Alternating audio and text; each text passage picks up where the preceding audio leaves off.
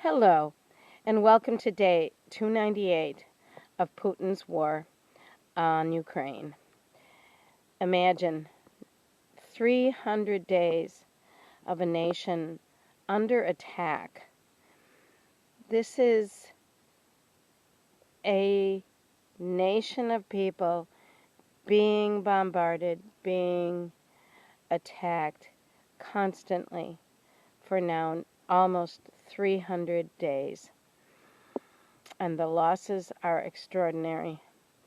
I just need to keep this in our minds and find ways to do something about it. I'll go on now. One thing I have been, because I have this cold, and I was determined today to do the video earlier and hopefully a little bit more attractively. I have my cat down here, Lombardi. Say hello. Oh, he's being standoffish now because I knocked him off the bench. Anyway, I have been waking up in the night coughing, and I have this new notion of trying to create something that is very old, eternal, if ... then.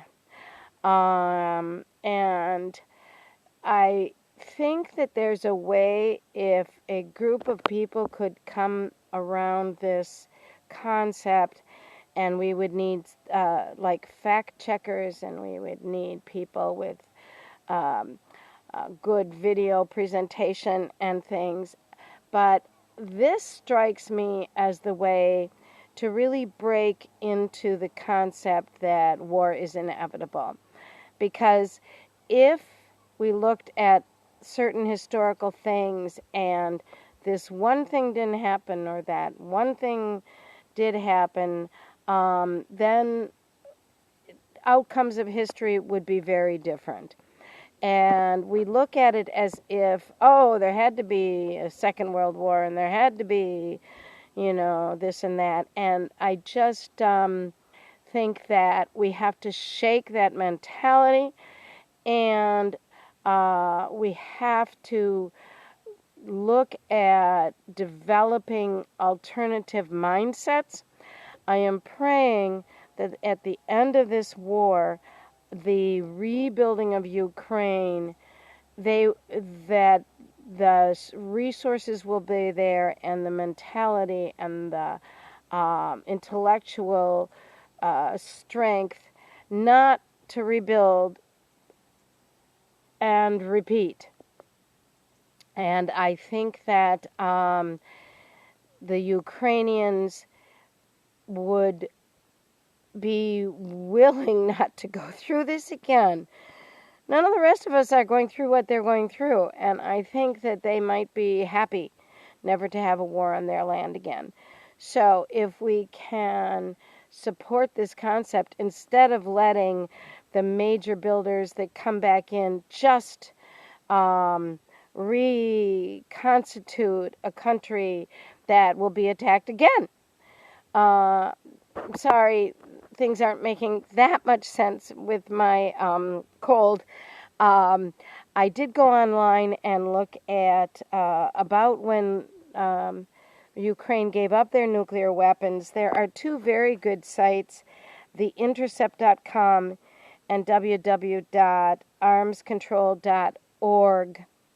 Theintercept.com and www.armscontrol.org. If you type in when did Ukraine give up their nuclear weapons, because there was a process and there were many meetings and there was the START talks. Those are toward the end, and Ukraine was guaranteed by Russia and the United States of America their sovereign security. Well, obviously, somebody failed, perhaps everybody. And I I think there are many nations and American Indian nations who could say that's how these things go. And one of the, on that Google search, it said, what if Ukraine hadn't given up their nuclear weapons? Would they be safer? So, you see, what if? But we have to look at not what if, but if, then what? And you can't go back. You can't give Ukraine back their nuclear arsenal, which was the third largest in the world when it broke up, when the Soviet Union broke up, second to Russia and America. And you can't solve things. You can't, oh, too bad because that happened, now this can't happen. I'll stop now. Thank you for your attention. I'm going to work on this. I want to possibly create some kind of website. We need think tanks, okay?